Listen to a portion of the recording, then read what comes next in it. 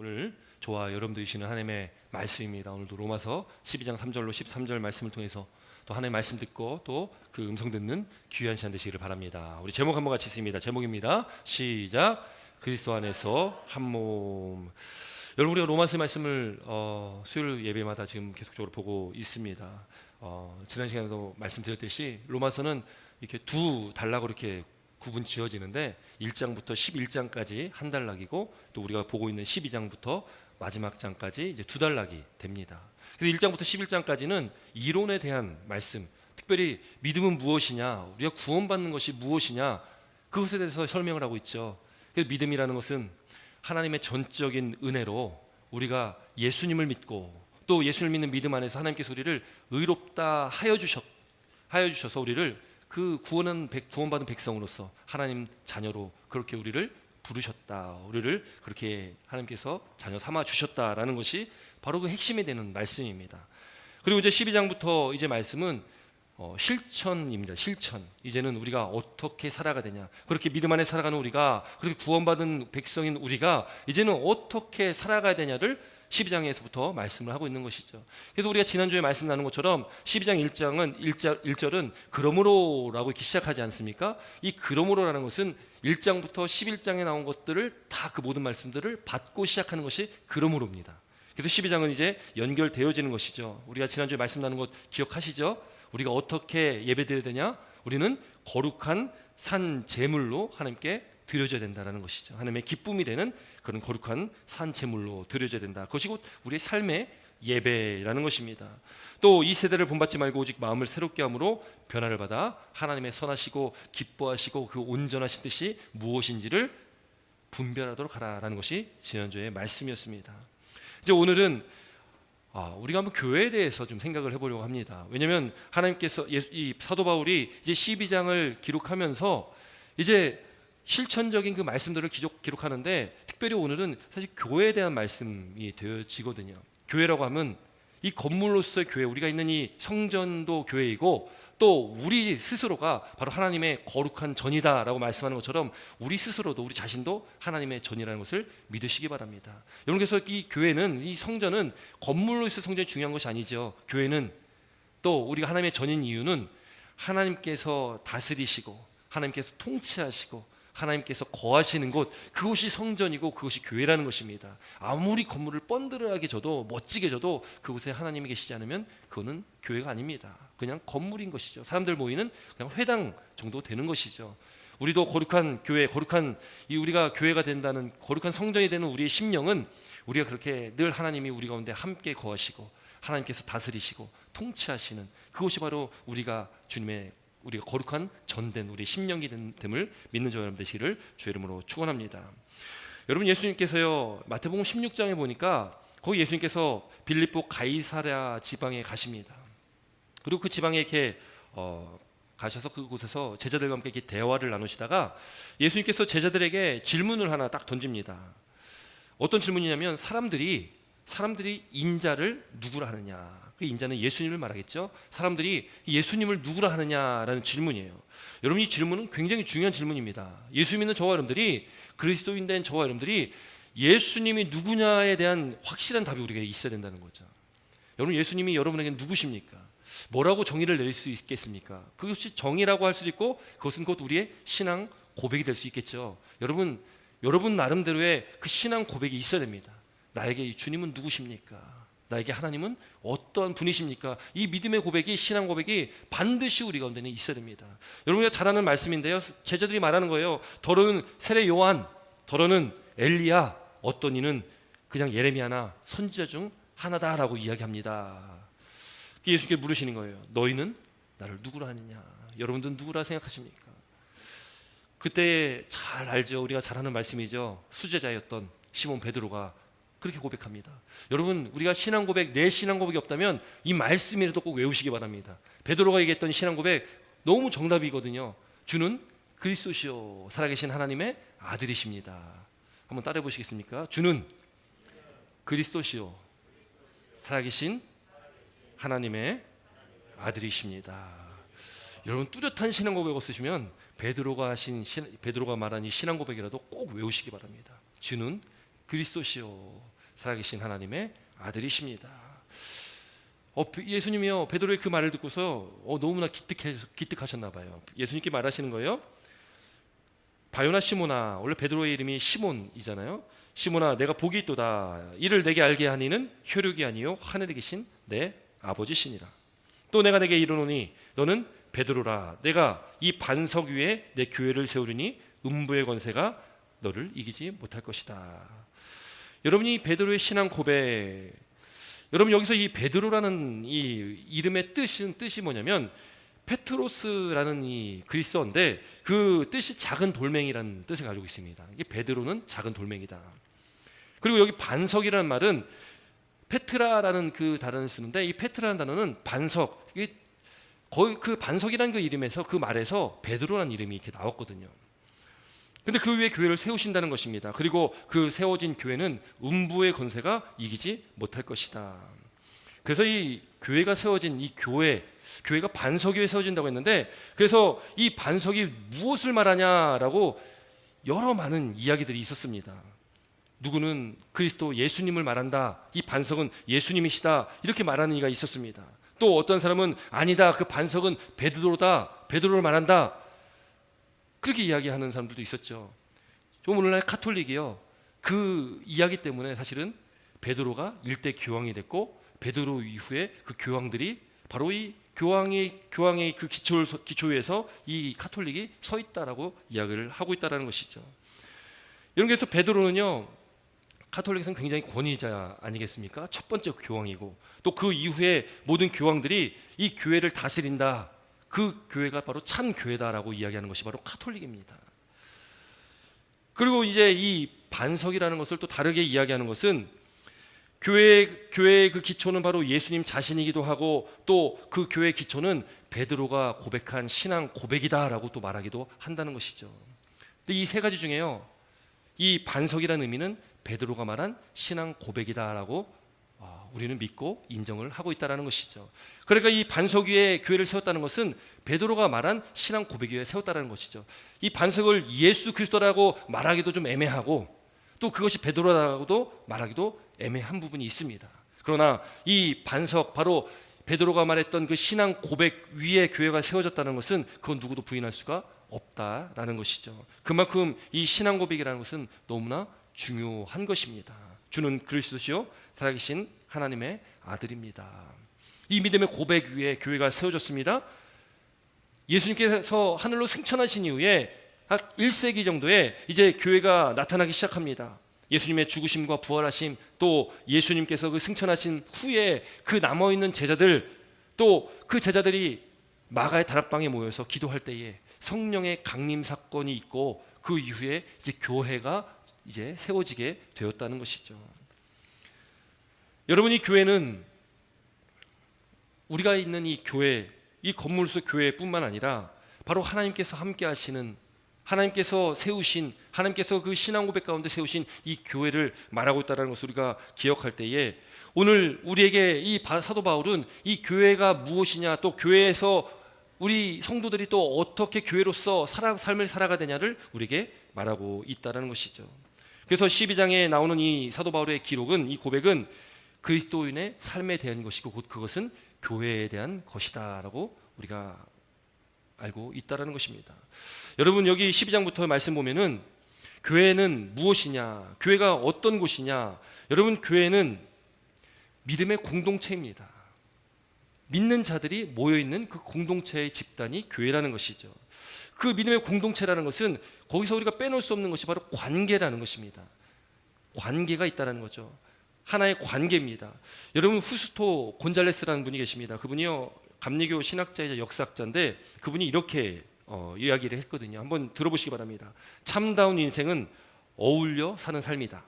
그리고 공동의 삶을 엮어나갈 때 우리가 본받아야 할 모범은 신성의 삼위일체이다. 이런 말을 했다는 거죠. 이게 좀 어렵게 들릴 수도 있겠지만 정말 참다운 인생은 어떤 인생이냐? 어울려 사는 것이라는 거예요. 공동체라는 것입니다. 공동체 안에서 우리가 어울려 살아갈 때에, 또 그 공동체의 삶을 살아갈 때에 중요한 것은 뭐냐? 그 모범은 무엇이냐? 바로 삼위일체라는 것이죠. 여러분, 삼위일체 교리는 우리 교회의 핵심 교리 아니겠습니까? 너무나 중요한 교리입니다. 그러나 너무나 어려운 교리이기도 합니다. 여러분이 삼위일체는 하나님이 세 분이기도 하고 세 분인 듯 한 분이시고 또 한 분인 듯 세 분이신 분이 바로 하나님이시거든요. 어렵죠. 이거 우리 이성으로 우리가 이해할 수 없는 그런 말씀입니다. 한 분이신 듯 세 분이시기도 하고 세 분이신 듯 한 분이기도 하다. 하나님께서 우리 인간을 만드실 때에 우리가 우리 형상대로 우리가 사람을 만들자 이렇게 말씀하셨습니다. 그러니까 여기에 우리라는 복수를 사용해서 우리가 우리 형상대로 우리가 사람을 만들자 이렇게 말씀하셨거든요. 이게 이제 삼위일체 교리의 근본이 되는 말씀이기도 하고요. 또 구약과 신약에 이 삼위일체 되신 하나님에 대해서 여러 부분에서 말씀을 하고 있습니다. 여러분, 우리가 이 삼위일체 교리가 참 어렵지만 우리가 좀 쉬운 말씀을 한번 좀 나눠보려고 합니다. 이 초대교회부터 이 삼위일체 교리에 대해서 그때부터 전에 온 그 개념이 하나 있습니다. 그 개념 중에 하나가 뭐냐면 페리코레시스라는 그런 말입니다. 페리코레시스. 근데 이 페리코레시스란 말은 이 페리란 말과 이 코레시스란 말이 합쳐진 건데, 페리라는 말은 무엇이냐면 이 둘레를 말합니다. 둘레. 그리고 이 코레시스는 주위를 이 맴돌며 뛰는 것, 춤추는 것을 말하거든요. 그러니까 주위를 맴돌면서 뛰는 춤을 말하는 것이 페리코레시스란 말이에요. 이걸 좀 어려운 한자로 얘기하면 상호내주 이런 얘기를 쓰거든요. 상호, 침투. 좀 쉽게 얘기하면요, 이 상호 간의 원형의 춤, 더 쉽게 설명을 하면 우리가 잘 아는 강강술래가 되는 겁니다. 강강술래 어떻게 합니까? 강강술래 하는 것 이렇게 뭐 영상으로나 그림으로나 보셨죠? 서로 손을 잡고 어떻게 합니까? 빙글빙글 돌면서 원을 그리면서 뜁니다. 쉽게 우리가 이해할 때 이 페리코레시스라는 말은 강강술래를 생각하면 됩니다. 그 이미지를 우리가 생각하면 된다는 거죠. 이 삼위일체라는 그 개념 중에 이 페리코레시스는 그렇게 서로 함께 손을 잡고 그렇게 어울리고 춤추며 빙글빙글 도는 그 모습, 성부, 성자, 성령 하나님이 마치 그렇게 서로 안에 존재한다는 그런 개념을 갖고 있다는 거죠. 한 분이시지만 세 분인 것, 또 세 분이시지만 한 분이신 것처럼 그 하나의 세 분이 함께 있고 그 세 분 안에 한 분이 되어지는 그런 개념이 바로 이 페리코레시스이다라는 것이죠. 여러분, 이 삼위일체에서 여러 가지 이단들도 많이 나왔습니다. 하나님은 세 분이다. 그러니까 성부, 성자, 성령 하나님이 따로따로 존재한다. 이렇게 이야기하는 이단들이 있어요. 이걸 삼신론이라고 합니다. 신이 세 개가 있다라는 거예요. 성부, 성자, 성령. 이 큰 이단 중에 하나죠. 또 하나님은 한 분인데 상황에 따라서 그 모습이 바뀐다라는 양태론이 있습니다. 그러니까 쉽게 예를 들면 제가 목사지만 제 집에 가면은 한 아내의 남편이기도 하고 아이들의 아빠기도 하지 않습니까? 저희 부모님들에게는 저는 아들입니다. 그것처럼 성부, 성자, 성령 하나님이 한 분이신데 상황에 따라서 다르게 역사하신다. 이게 양태론인데 이것도 큰 이단입니다. 여러분, 우리는 무엇을 믿어야 되냐면 페리코레시스입니다. 그것은 한 분인 듯 세 분인 하나님, 세 분이지만 한 분인 하나님, 함께 한 곳에서 함께 그렇게 손을 맞잡고 강강술래하듯이 뛰는, 그렇게 하나 된 그 모습을 우리가 기억을 해야 된다는 것이죠. 하나님은요, 그렇게 삼위일체 되신 하나님이 우리 가운데 살아 역사하신 하나님이십니다. 그분은 우리 가운데 역사하시고 우리 가운데 늘 우리 삶을 책임지시고 이끌어주시고 인도하시는 그 하나님의 힘을 우리가 믿는 저와 여러분 되시기를 주 이름으로 축원합니다. 그래서 앞서 제가 인용드렸던 이 후스토 곤잘레스라는 분이 이야기했던 그 말처럼 사람이 가장 사람다울 때는 언제냐? 사람이 가장 사람다울 때는 완벽한 조화를 이루는 공동체 안에서 사람이 가장 사람답다라는 것이죠. 독립적으로 사람이 떨어져 있을 때는 사람이 온전한 그 사람다운 인간다운 삶을 살지 못한다라는 것입니다. 그래서 우리 인간은 사회적 동물이라고 하기도 하고 우리 인간은 이 공동체 안에서 하나가 되어야 된다는 것이죠. 마찬가지로 우리 믿음의 공동체 안에서 우리는 창조주이신 하나님의 그 형상대로 지음받은 우리는 그 하나님 안에서 우리가 살아가야 된다는 것입니다. 하나님 안에서 우리가 하나님의 형상을 회복하고 살아가는 우리 인생이 바로 참다운 인간의 모습을 가질 수 있다라는 것이죠. 여러분, 오늘 이 3절부터 5절까지의 말씀은 바로 그런 말씀들을 우리에게 전해주고 있습니다. 우리 3절부터 5절까지 말씀 함께 있습니다. 3절부터 5절입니다. 함께 있습니다. 시작.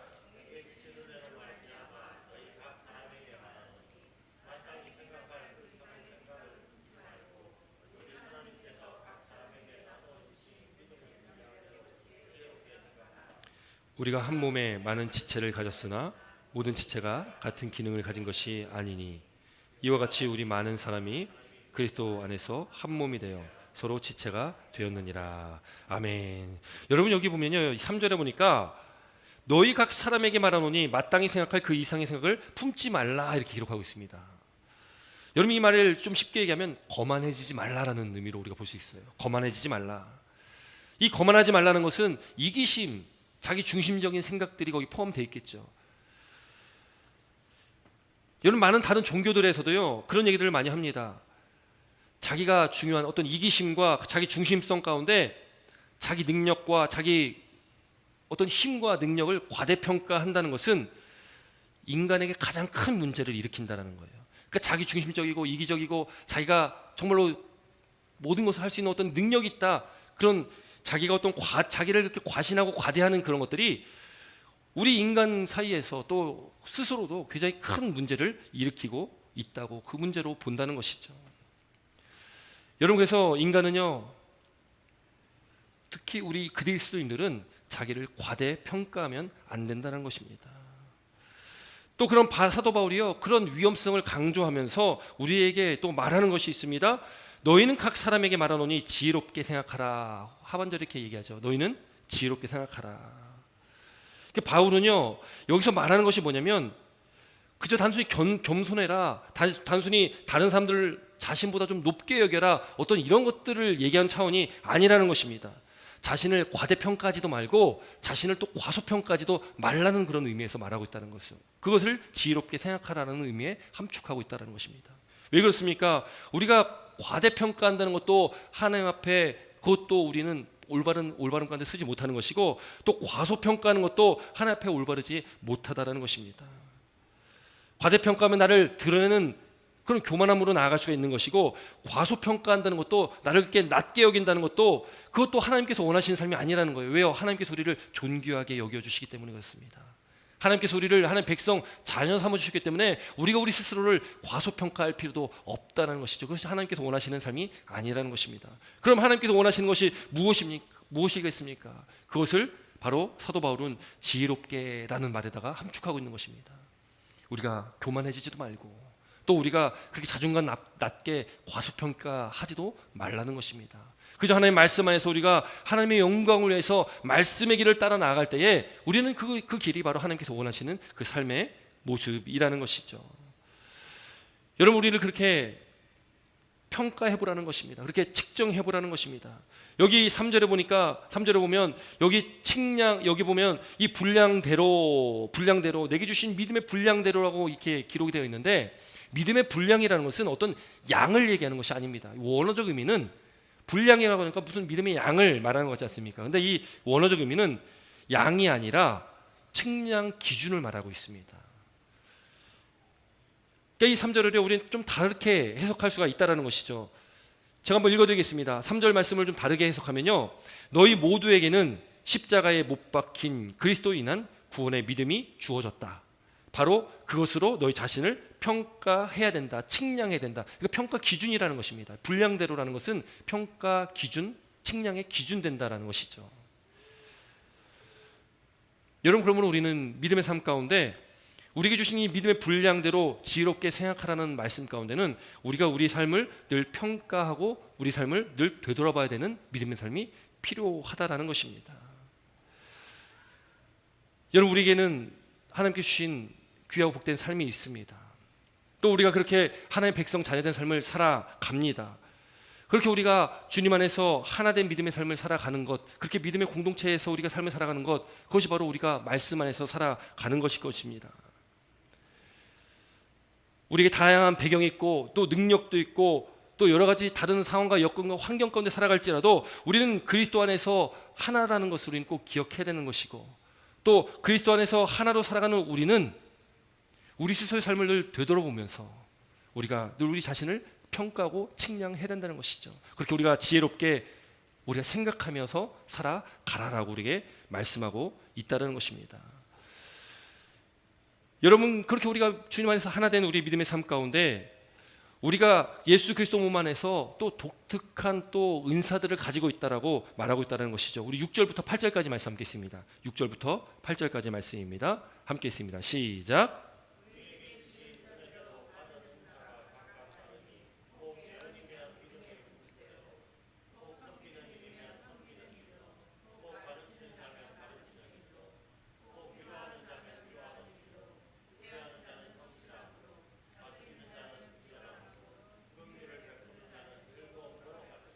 네, 아멘. 여러분, 우리는요 삼위일체 되신 하나님, 그 하나님의 속성처럼 우리 공동체가 하나가 되어야 되는 건 분명합니다. 우리 믿음의 공동체 교회는 하나가 되어야 된다는 것이죠. 그 그리스도의 몸, 우리가 주님 안에서 하나가 되는 그런 우리가 주님 몸, 예수 그리스도 몸 안에서 하나지만 각기 독특한 은사를 우리에게 주셨다라고 지금 기록하고 있는 것입니다. 여기 6절 보니까 우리에게 주신 은혜대로 받은 은사가 있다라는 것이죠. 이 은사는 선물입니다. 각기 다른 그 선물들을 하나님께서 우리에게 주셨다라는 것입니다. 어떤 것들이 나옵니까? 예언, 섬기는 일, 가르치는 자, 가르치는 것, 위로하는 것, 구제하는 것, 다스리는 것, 긍휼을 베푸리는 것. 지금 여러 가지 지금 은사에 대해서 지금 기록이 나오고 있지만 성경에 기록되어 있는 은사들은 또 다양하게 또 더 훨씬 많습니다.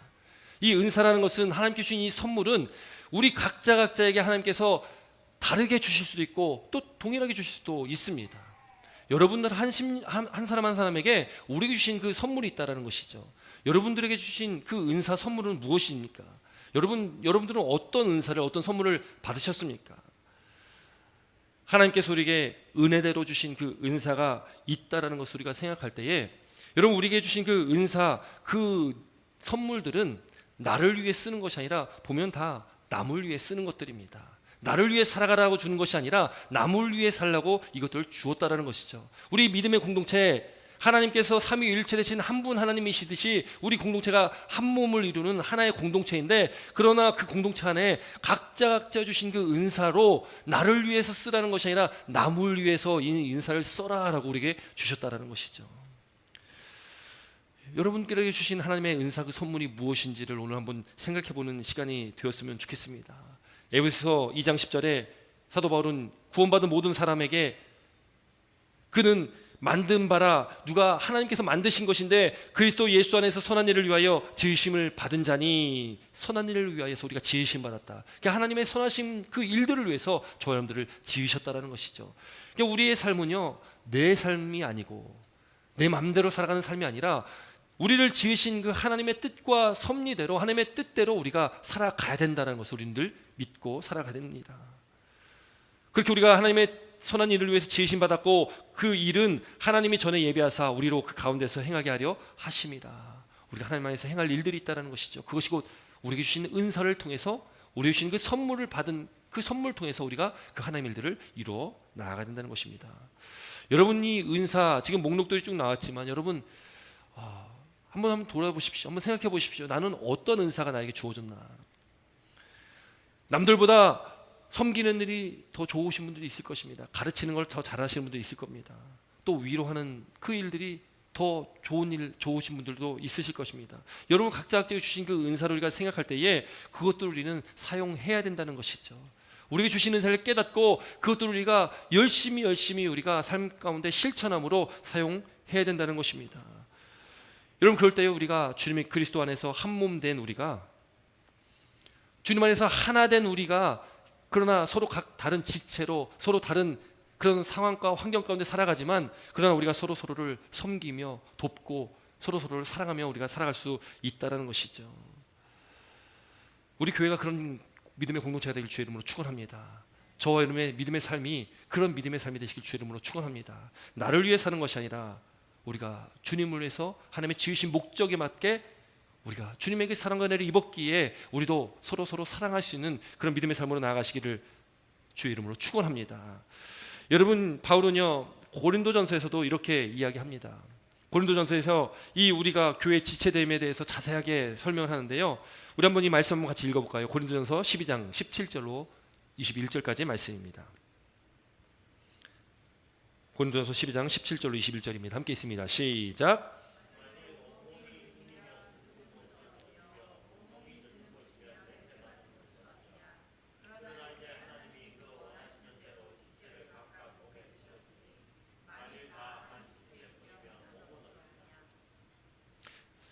지체만 많으나 몸은 하나라. 눈이 손더러 내가 너를 쓸 데가 없다 하거나 또한 머리가 발더러 내가 너를 쓸 데가 없다 하지 못하리라. 아멘. 여러분, 이 말씀이 무엇이겠습니까? 여러분, 우리가 한 몸이라는 것이죠. 한 몸. 한 몸인데 각기 지체가 있고 지체마다 맡겨진 역할들이 다 다르다는 것이죠. 여러분, 우리에게 맡겨진 다 지체마다의 어떤 역할이 있지 않습니까? 손은 손대로 역할이 있는 것이고 발은 발대로 역할이 있는 것이고 입은 입대로 역할이 있습니다. 그런데 이것이 막 뒤죽박죽 돼 있다고 생각해 보십시오. 손이 손의 역할을 하지 못한다고 생각하면 여러분, 그게 온전한 삶을 살지 못하게 되지 않습니까? 그 소리는 장애라고 얘기하지 않습니까? 여러분, 우리가요 온몸에 여러 가지 지체가 있습니다. 몸은 하나고 하나인데 그런데 그 지체, 각 지체마다 맡겨진 그 분량들이 있다는 것이고 또 맡겨진 그 은사들이 있다는 것을 우리가 기억을 해야 된다는 것이죠. 그 지체들이 한 몸을 이루고 하나가 되는 그 믿음의 공동체, 바로 그것이 바로 교회라는 것입니다. 바로 그것이 삼위일체 되신 하나님의 속성이라는 것입니다. 우리는 하나라는 것을 기억해야 된다는 것이죠. 한 몸이라는 것을 기억해야 됩니다. 그리고 서로서로를 존중해 줘야 됩니다. 서로서로의 그 가지고 있는 그 은사들을, 그 능력들을 우리는 존중을 해줘야 된다는 것이죠. 그리고 그것이 나를 위해 사용되어지는 것이 아니라 한 몸 이룬 그 몸을 위해 쓰임받는 것이라는 것을 기억해야 됩니다. 여러분, 손이 자기 마음대로 자기가 하고 싶은 일 한다고 생각하면 여러분, 그 일이 되겠습니까? 하고 싶은 일만 하고 하기 싫은 일을 머리는 하라고 시키는데 손이 하지 않는다면 여러분, 우리 삶이 온전하겠습니까? 여러분, 우리는요 한 몸인 것을 기억하고 한 몸 안에서 한 지체들이라는 것을 기억하시기를 바랍니다. 그래서 그 우리가 받는 은사들은 각각 다르다는 것입니다. 다른 은사를 받고 그 우리에게 주신 그 은혜대로 우리가 그 은사를, 각기 주신 은사를 각각 우리가 주님을 위해서 쓰임 받는 것이고 우리 지체들을 위해서 쓰임 받는 것이라는 것이죠. 여러분, 오늘도 우리가 이 말씀을 대할 때에 우리에게 이 교회가 무엇인지를 우리가 깨닫고 또 한 교회 안에서 한 지체로서 한 몸으로서의 우리가 어떻게 믿음의 삶을 살아가고 실천해야 될지를 우리가 또 깨닫는 은혜가 있길 주 이름으로 축원합니다. 여러분, 9절부터 13절까지는 그 한 몸 이룬 그 지체가 어떻게 살아가야 되는지를 우리에게 말씀하고 있습니다. 9절부터 13절 말씀 함께 있습니다. 9절부터 13절입니다. 시작.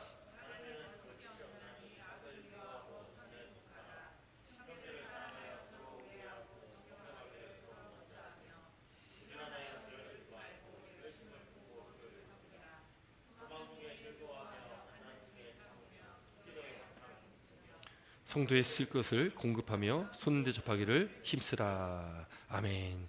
여러분, 우리의 삶 가운데 이런 삶을 살아라고 말씀하는 거죠. 결국에는 사랑하라는 것입니다. 나를 위해 사는 것이 아니라 서로 사랑하라는 것이죠. 에베소 4장 1절부터 8절까지의 말씀, 우리가 많이 들어왔던 말씀이기도 한데요, 이 에베소 4장 1절부터 8절까지 말씀에는 성령의 하나되게 하심이란 주제로 사도 바울이 기록을 합니다. 이 말씀도 함께 있습니다. 에베소 4장 1절로 8절까지의 말씀인데요, 제가 한번 읽어드릴게요. 그러므로 주 안에서 갇힌 내가 너희를 권하노니 너희가 부르심을 받은 일에 합당하게 행하여, 부르심을 받은 대로 합당하게 행하는데 어떻게 행하냐면은 모든 겸손과 온유하고 오래 참음으로 사랑 가운데서 서로 용납해라. 여러분, 이게 핵심 아니겠습니까? 사랑 가운데서 서로 용납하라는 것이죠. 평안을 매는 줄로 성령이 하나되게 하신 것을 힘써 지켜라. 여러분, 성령은요 하나되게 하시는 분이 바로 성령입니다. 우리가 성령 충만해야 되는 이유는 성령 안에서 우리가 있어야지만이 우리는 하나가 될 수 있다는 것이죠. 우리는 끊임없이 우리의 자기 중심적인 생각 가운데 우리는 나를 위해서 살아갈 때가 참 많지 않습니까? 그러나 성령의 충만함 가운데 우리가 있을 때에 성령께서 우리를 하나 되게 하신다. 그래서 우리 교회가요 성령 충만한 교회가 되어야 된다는 것이죠. 여러분, 그래서 이 주보 첫 페이지에 보면은 표어에 성령님의 능력이 충만한 교회라는 것이 있습니다. 우리 교회가 그런 교회가 되어야 된다는 것이죠. 성령의 충만한 그 은혜가, 능력이 있는 그 교회가 바로 우리 교회가 되어야 된다는 것이죠. 여러분, 그렇게 몸도 하나요 성령도 한 분이시니 이와 같이 너희가 부르심의 한 소망 안에서 부르심을 받았느니라. 주도 한 분이시요 믿음도 하나요 세례도 하나요 하나님도 한 분이시니. 여러분, 여기 이 에베소 4장 말씀에도요 성령도 한 분이시고 주도 한 분이시고 하나님도 한 분이시다, 이렇게 기록하고 있다는 거죠. 삼위일체 되신 하나님, 이 한 분이신 하나님, 그 하나님처럼 우리도 주님 안에서 하나가 되는 한 몸을 이룬 공동체가 되어야 되고, 그 공동체는 사랑하는 공동체, 성령이 충만한 공동체, 성령 안에서 하나 되는 공동체가 되어야 된다는 것입니다. 물론 우리 교회는 그런 교회임을 믿습니다. 아멘이십니까? 자신이 없으십니까? 저는 우리 교회가 참 사랑이 많다고 믿습니다. 확신합니다. 제가 이 템파에서 한 8년 정도의 삶도 살고 이제 사역도 8년 정도를 지금 사역하고 있는데, 저는 템파 지역에 20몇 개 교회가 있는데 우리 교회가 사랑이 제일 많은 것 같습니다. 인정 안 하십니까? 저는 가장 사랑 많다고 좀 확신합니다. 우리 성도님들 사랑이 많고, 또 그 사랑 안에서 하나 되는 모습들을 저는 많이 봤고요. 또 이 주일날도 여러분 우리 교회처럼 이렇게 주일날 늦게까지 모여가지고 이렇게 친교하는 교회가 없습니다. 정말 없습니다. 저희 목사님들과 이렇게 교제하면서 이런저런 얘기하면서 가끔 그런 얘기 하거든요. 저희는 주일날 7시 넘어서 갈 때도 있고요, 저녁까지 먹고 갈 때도 있습니다면 너무 놀래거든요. 그런 교회가 없습니다. 그렇게 모여서 친교하기를 좋아하고 모여있는 교회가 없다라는 거죠. 왜 모이고 왜 친교를 하겠습니까? 모이고 싶고 친교하고 싶으니까, 남고 싶으니까 남는 거 아니겠습니까? 여러분 솔직히 저는요, 부교자로 여기서 부교자 생활을 할 때 주일날 빨리 퇴근하고 싶은데, 목사님이 안 가시면 저도 못 가는 거 아니겠습니까? 목사님 왜 안 가시나, 할 것도 없는데 왜 안 가시나, 매일 그런 생각 많이 했거든요. 근데 담임이 되고 보니까 교회 성도님들이 남아 계신 게 은혜인 거예요. 교회 성도님들이 그냥 있길 좋아하신 것만 해도 그게 너무나 기쁜 겁니다. 힘이 들질 않아요. 부교자 할 때는 너무 힘들 거거든요. 너무 늦게까지 있어가지고. 근데 그렇게 마음이 바뀌더라고요. 여러분 저는 우리 교회 그렇게 사랑이 충만하고 풍성한 교회라는 것을 믿습니다. 근데 우리 교회가 그렇게 사랑이 풍성한 것들을 여러분 우리가요, 그것을 우리가 지켜나가야 되는 것이고, 말씀 안에서 오늘 이 말씀처럼 우리가 삼위일체이신 그 하나님처럼 우리가 주님 안에서 하나가 되어야 되고 한 몸이 되어야지만이 이것이 이루어지는 것이죠. 앞으로도 주님 오실 날에 가까운 이때를 살아오는 우리가 언제 다시 주님 이 땅에 오실지는 알 수 없지만, 그날이 가까웠다, 도적같이 오신다라고 말씀하고 있는 이때를 살아가고 있는 저와 여러분들이, 또 종말의 때를 살아가고 있는 우리가 이 사랑의 끈을 놓지 않았으면 좋겠습니다. 우리 교회가 그렇게 그리스도 안에서 한 몸을 이루는 교회가 됐으면 좋겠습니다. 하나님의 속성처럼 우리가 주님 안에서 하나가 되는 그런 교회가 됐으면 좋겠습니다. 그러기 위해서 우리가 성령 충만해야 되는 것이고, 성령의 그 하나 되게 하심을 우리가 힘써 지켜야 된다는 것이죠. 여러분 힘써 지키라고 말합니다. 그냥 단순히 성령께서 이렇게 해주실 거야가 아니라 성령의 하나 되게 하신 것을 힘써 지켜라, 이렇게 말씀하고 있거든요. 우리 힘써 지켜야 됩니다. 힘들고 어렵습니다. 때로는 마음에 안 맞을 때도 있고, 상처받을 때도 있고, 상처 줄 때도 있고요, 보기 싫은 사람들이 있을 수도 있고, 여러분 그런 게 사실 우리 신앙생활 아니겠습니까? 그러나 이 에베소 4장의 말씀처럼 힘써 지켜야 된다는 것입니다. 힘써 지켜야 된다. 오늘 본문에서도요, 우리가 읽은 9절에서 13절까지 말씀, 힘써 지키라고 우리에게 말씀하고 있는 것입니다. 사랑에는 거짓이 없나니 악을 미워하고 선에 속하라. 형제를 사랑하여 서로 우애하고 존경하기를 서로 먼저 하며 부지런하여 게으르지 말고 열심을 품고 주를 섬겨라. 소망 중에 즐거워하며 환난 중에 참으며 기도에 항상 힘쓰며 성도들의 쓸 것을 공급하며 손 대접하기를 힘써라. 다 명령이지 않습니까? 여러분 우리에게 명령하신 겁니다. 여러분 우리는 그렇게 힘쓰며 애쓰며 우리는 우리 믿음을 지키며 살아가야 된다는 것이죠. 물론 우리 힘으로 할 수 없습니다. 내 힘으로는 할 수 없습니다. 우리는 연약한 존재이기 때문에 우리는 우리의 자기 중심적인 생각이 늘 우리 가운데 있지 않습니까? 그러나 내 힘으로 할 수 없는 것들 성령께서 내 안에 함께 하시고 내주하시는 그 성령의 능력이 우리 안에 있기에 우리는 내 힘이 아니라 성령의 하나 되게 하신 그것을 우리 힘써 지키는 것입니다.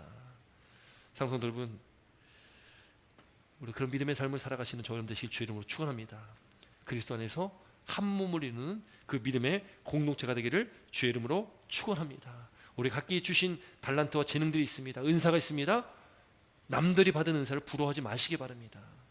왜요? 남들이 갖지 않은 그 은사가 나에게는 있기 때문에 그렇습니다. 각기 다른 은사를 주셨다고 말씀합니다. 부러우면 이기는 것입니까? 지는 것입니까? 지는 것입니다. 부러워할 필요가 없고요, 각자 자신에게 주시는 은사가 있기에 그 은사를 깨닫고 그 은사대로 우리가 쓰임 받으면 되는 것입니다. 그렇게 하나님의 영광을 위해 살아가면 되는 것입니다. 그렇게 우리가 믿음의 열매를 맺으면 된다는 것이죠. 하나님께서 지으신 목적이 바로 그것입니다. 하나님께 이루시는 그 선한 일들은 바로 그것입니다. 우리에게 주신 것, 그것으로 감사하고 그것으로 주를 위하여 살아라, 하나님을 위해서 살아라 라는 것입니다. 오늘 우리가 나에게 무슨 은사가 있을까, 나에게 주시는 은사가 뭘까, 아직 좀 긴가민가 하신 분이 있다면 한번 잘 생각해 보시고, 내가 다른 사람들이 갖지 않은 하나님께 주신 나에게 선물, 그 은사가 무엇일까를 오늘 한번 발견하시길 바랍니다. 그리고 발견하시면 그 은사를 늘 활용하셔서, 늘 쓰셔서 그 주신 은사로 선물로 하나님의 영광이 되어지고 기쁨이 되어지고, 우리 공동체가, 우리 모든 각각 지체들이 하나로 한 몸으로 주님의 기쁨이 되어지는 우리 템파 제일감리가 되기를 주의 이름으로 축원합니다. 기도드리겠습니다.